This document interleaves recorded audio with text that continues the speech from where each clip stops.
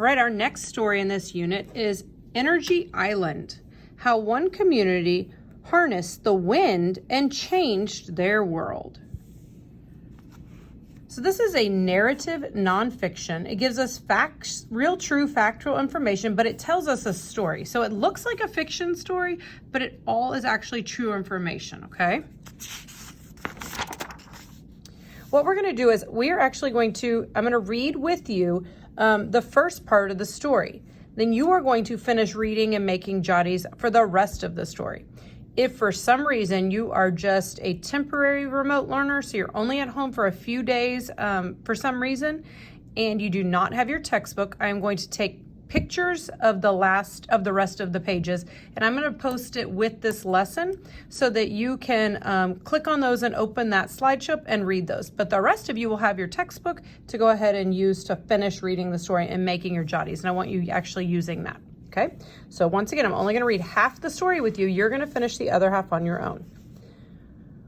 Welcome to Energy Island. The real name of our island is Samso, but we like to call it Energy Island. So Samso,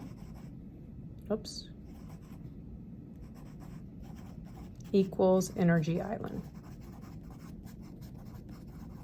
It's like its nickname.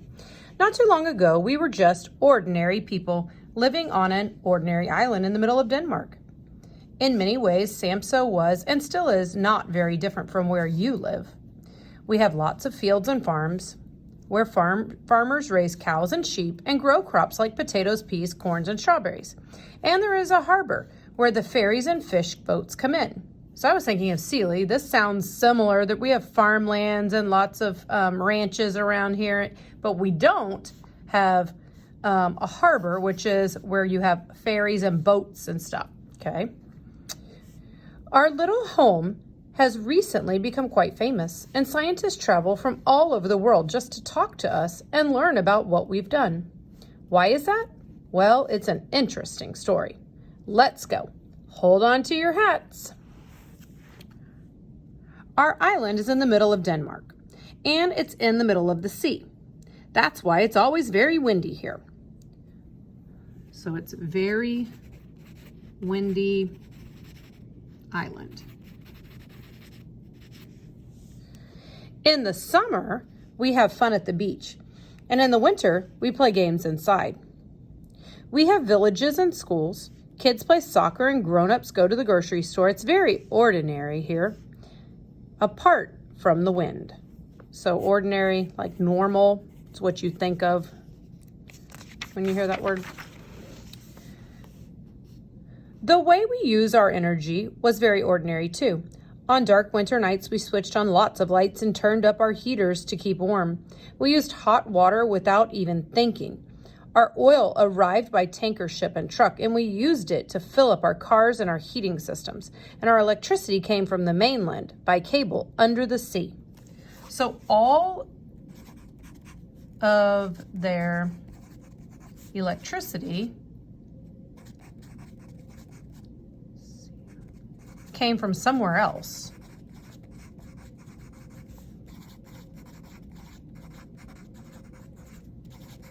Okay, it either came from these cables that went way under all the way to the next island or the mainland, okay?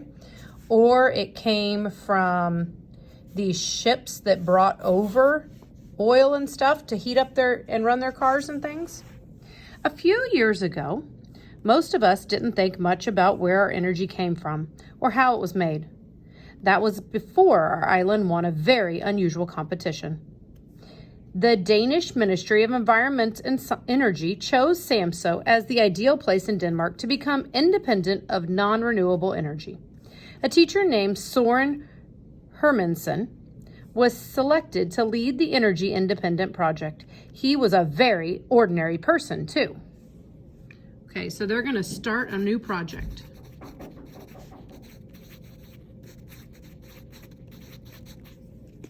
Okay.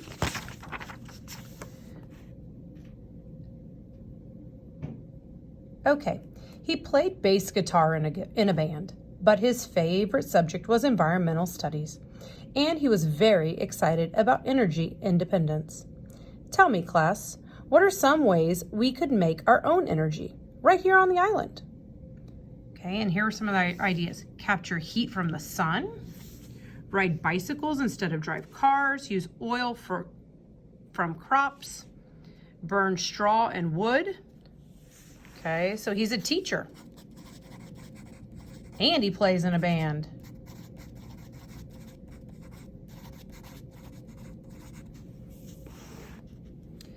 So here's a little sidebar.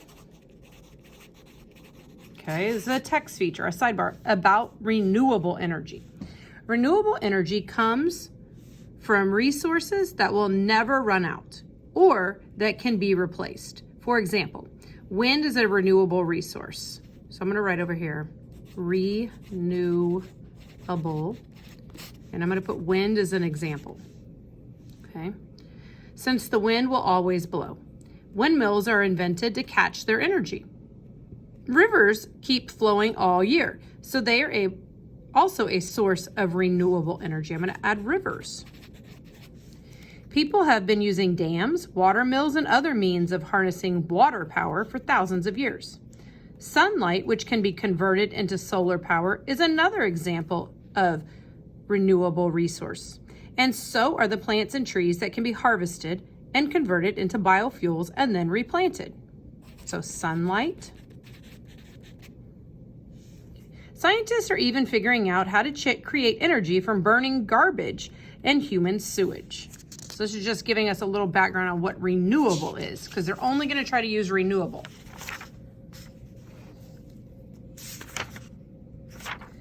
Imagine if we really could make enough energy from the sun and our crops, and even our own legs to power up the whole island. Then we wouldn't need the oil tankers to come here. We wouldn't have to worry about all the world's oil running out, and we wouldn't need electricity to be sent from the mainland. Renewable resources are so much cleaner, and think of the money we'll save. We just need to think big. But do you think we can really create that much energy ourselves, said Nadja? From just the sun, our crops, and our legs? Well, said Catherine, if there's one thing our island has plenty of, it's wind. Maybe we should start with wind energy. That's a wonderful idea, said Mr. Hermanson. Who's with me? Hold on to your hats, we all said. We kids were very excited about all the new ideas. But as for the grown-ups, well, it took them a while to catch on. So the kids help come up with the ideas, don't they?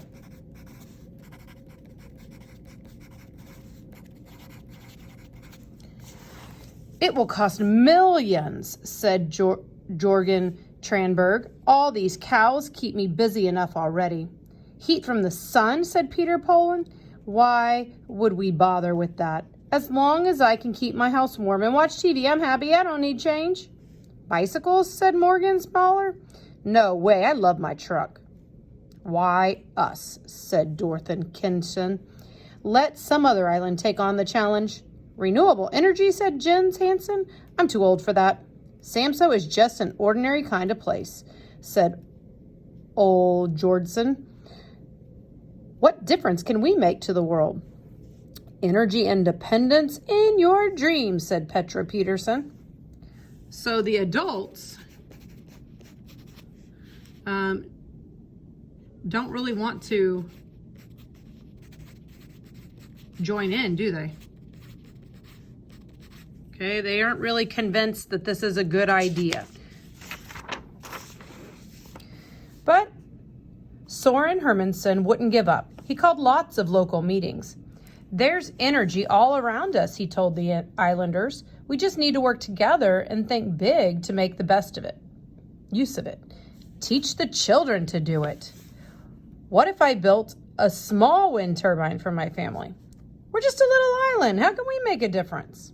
Brian, don't talk about small. You've got to think big. So they have a meeting to discuss it.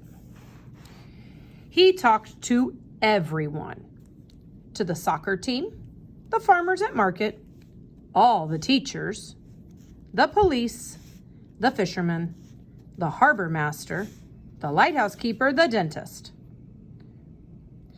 This went on for several years. So it lasted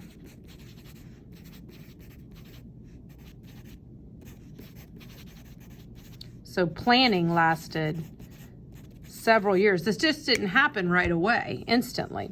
People listened, and lots of them even agreed with Soren Hermansen with what he was saying, but nothing happened. Was anyone willing to make a change? Lots of time passes by, doesn't it? So what you're going to do is you're going to read from page 156, and remember, I'm going to take pictures of each one of these pages, okay? 157, and you're going to read all the way until you get to 162. And then I want you to answer these collaborative discussion questions. So if you do not have your textbook, I'm going to take pictures of these last pages. You need to click on the separate Google or the slideshow and read those pages on your own, okay? Thinking about problem and solution, or the conflict and the resolution.